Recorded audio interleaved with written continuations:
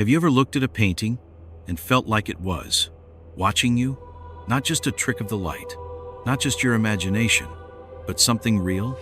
What if I told you that some paintings aren't just paint and canvas, but something far darker? Let me tell you a story. A story about a painting no one should have ever bought, but someone did. And that's when the nightmares began. It all started with a man named Daniel Graves, a collector of rare and unusual art. Not for beauty, no.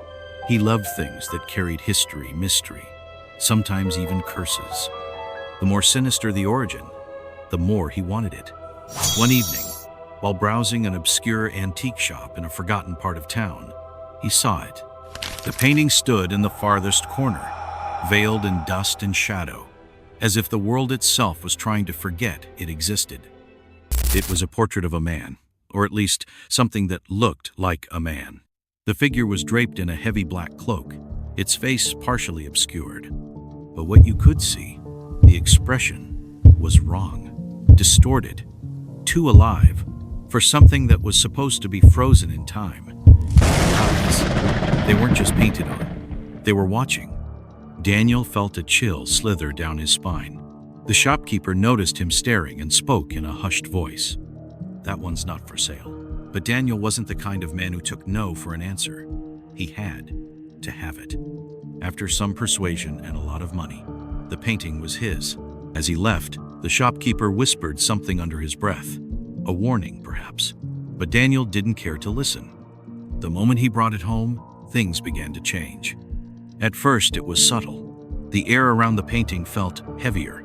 The temperature in the room seemed colder when he was near it. But then, the real horror began. One night, he woke up to a sound, a soft, rhythmic tap tap tap, echoing through the darkness. It was coming from the wall where he had hung the painting. His heart pounded as he got up, switched on the light, and froze. The painting was different. The figure in the portrait had moved. Its head had turned slightly, just enough that it now stared directly at him. Daniel rubbed his eyes, convinced it was just a trick of his sleep-deprived mind. But the next morning, it had changed again. The shadowy figure's lips had curled into a smile. Night after night, things escalated. He would hear whispers when no one was there. Objects moved on their own. He swore he saw something from the corner of his eye, something dark, lurking near the painting. One night, he decided he had had enough. He tore the painting from the wall, threw it into the basement, and locked the door. But the nightmares followed. He would wake up in a cold sweat, seeing flashes of the painting in his mind. The figure wasn't just inside the frame anymore. It was in his house, watching, waiting. Then, the worst night came. A sound jolted him awake. A deep, wet, scraping noise, like something heavy dragging across the wooden floor. The basement door was open, and the painting was sitting in the middle of the hallway. But it wasn't just a painting anymore. The figure inside was stepping out. Daniel screamed. He ran. He didn't look back. The last thing he remembered before passing out was the sensation of ice-cold fingers brushing against his neck. When he woke up, the painting was gone, vanished, as if it had never existed. But Daniel? He was never the same again. His hair turned white overnight. His once sharp mind shattered into paranoia and madness.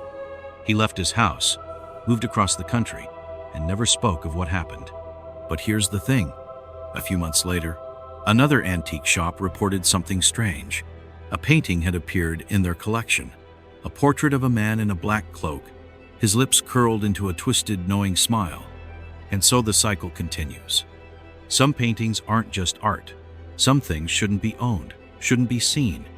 Because some paintings are waiting for someone to bring them home, waiting for you